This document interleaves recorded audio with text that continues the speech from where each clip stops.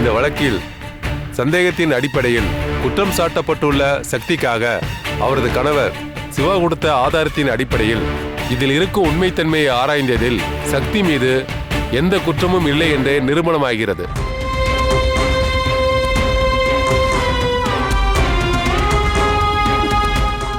இந்த வழக்கை பொறுத்தவரை சக்தியை விடுதலை செய்து அவரை நிரபராதி என்று இந்த கோர்ட் தீர்ப்பளிக்கிறது.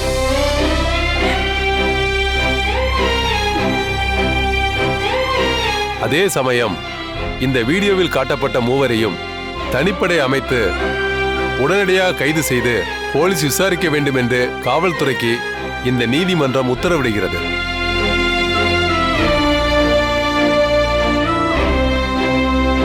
இந்த வழக்கில் பறிமுதல் செய்யப்பட்ட சிலைகளை அரசின் உரிய பாதுகாப்போடு அதே கோவிலில் மீண்டும் ஒப்படைக்க வேண்டும் என்று இந்த கோர்ட் உத்தரவிடுகிறது.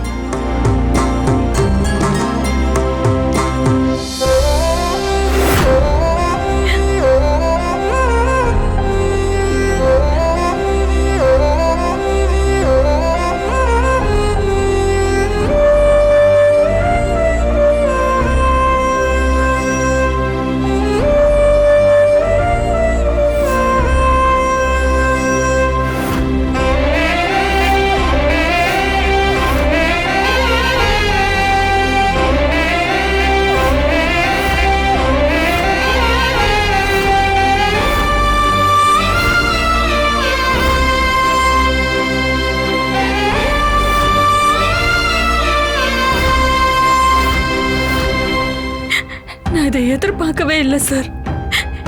எங்க என்னோட வாழ்க்கை இதோட முடிஞ்சிரும்.